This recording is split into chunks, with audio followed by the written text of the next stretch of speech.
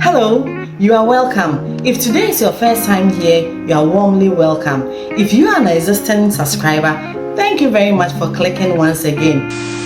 Buying a home is an exciting, interesting, and a great accomplishment. However, there are some mistakes first-time home buyers make, and I'm here today to address 5 of the mistakes first-time home buyers make. Mistake number 1, seeing a home without being financially qualified.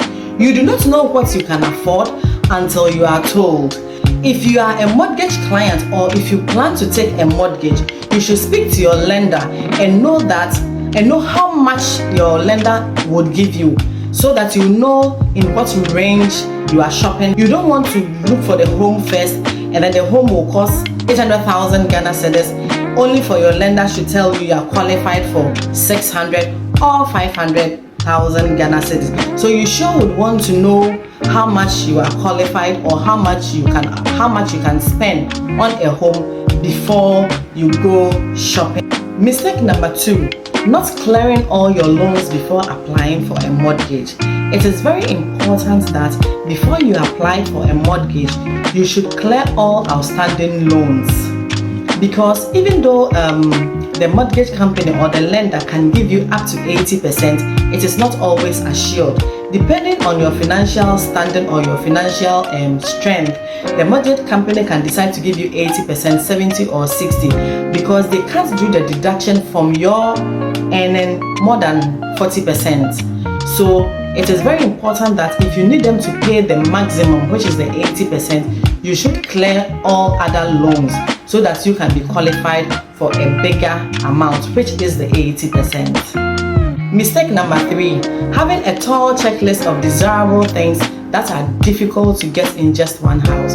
Usually clients come with tall checklists. It is good to have a checklist, but I feel if you are able to check out 70% of what is on your checklist, then the house is good to go. You find out clients who want double garages, wide kitchen, living area, number of bedrooms and all that. It is great, but I think the most important things has to be checked, and if those things are in there, then all other things can be put into the house. When you live in, you can adjust it here and there. I think the most important things that should be on the checklist or the buyer should look out for is the location. It should be accessible to good schools, great hospitals, eatery and amenities. If all those things are in place and the budget is okay, then I think it's good to go. Mistake number 4, buying a home or a house you can't maintain. You should know that after you pay for the home and your keys are given to you, you are not done. You need to be able to maintain the house on a monthly or a quarterly basis. So when you're buying a home, you should factor in all that. You should factor a percentage of the amount of the house that you would use to maintain the home.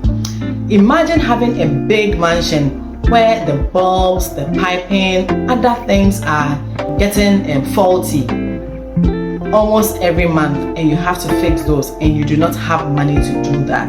It will be a big blow. So buying a home, you should buy a home that you know you can be able to maintain, because maintenance is not cheap.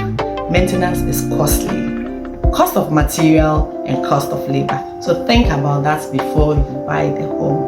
Mistake number 5, buying a home without involving a real estate agent.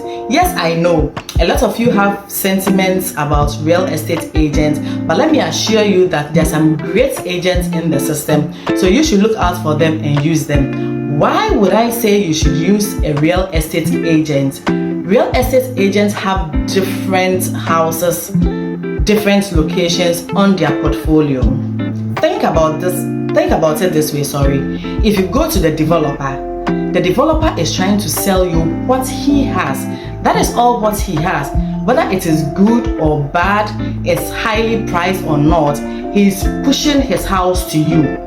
However, the real estate agent has a tall list on his or her portfolio.